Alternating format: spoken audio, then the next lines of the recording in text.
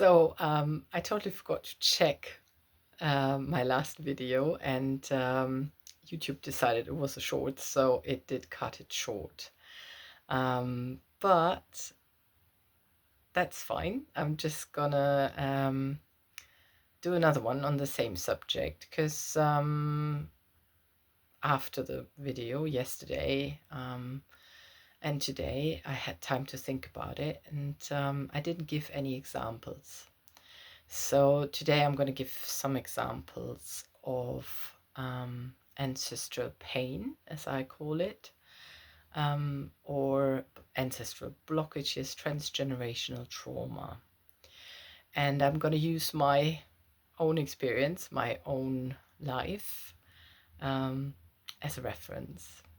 So both of my parents, I'm like what you would call like a late child or something like that. I don't know the correct term in English.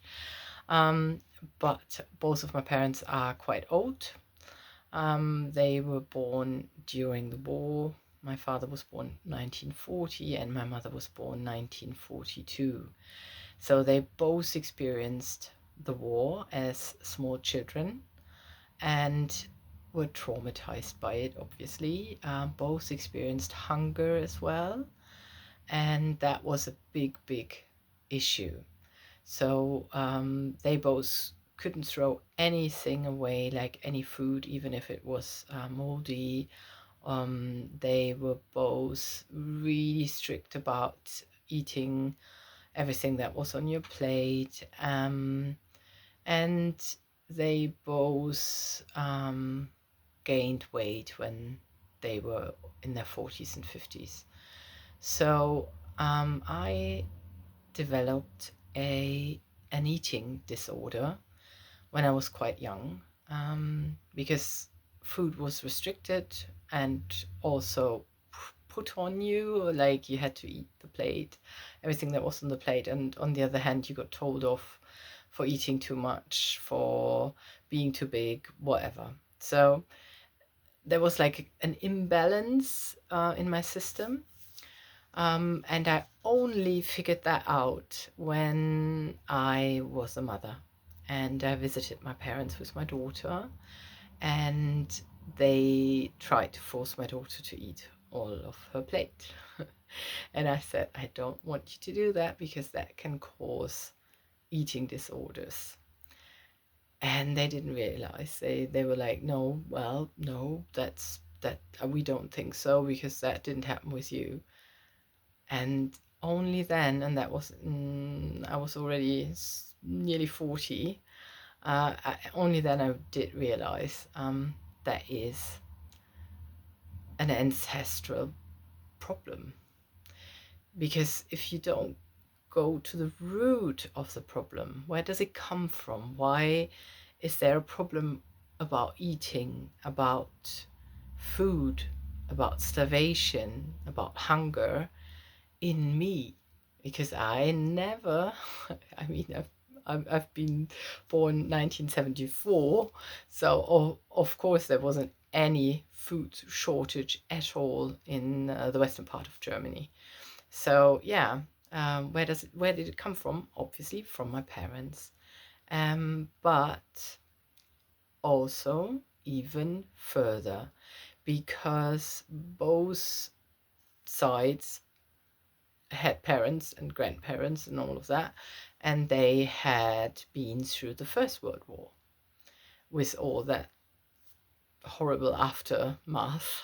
And so yeah, so that took quite a while, quite a lot of therapy, body therapy, and a lot of healing work. But I can tell you now that my eating disorder is gone, and that I can enjoy food again, that I don't have to hoard it, that I don't have to eat like binge eating. That was my eating disorder. That's when you can't stop eating but you don't vomit afterwards, so it's not the same as what's the other one called? well, I can't remember now, but yeah. So that was what I did. I stored it in my body, and I lost around 20 kilos since I started my healing journey on that. I'll never be tiny slim, because that's just not how my body is meant to be. But I feel really much in line with my own body now, and that was to do with clearing that ancestral pain, clearing my parents' pain inside of me, and going forward. So yeah, that is an example of ancestral pain and how it affects us and how we can get rid of it. And if you have any questions, you can leave a comment, and the next video will be a different subject. I want to talk about energy, and that the energy at the moment is quite heavy. And I hope the full moon will bring a little bit of a difference. It's I think it's on Monday, on the 12th, and that should release a bit of dense energy that we're feeling at the moment, that is around us. Yeah, if you want to clear yourself by yourself, I can recommend salt baths, just 2 hands of salt inside of your bathtub.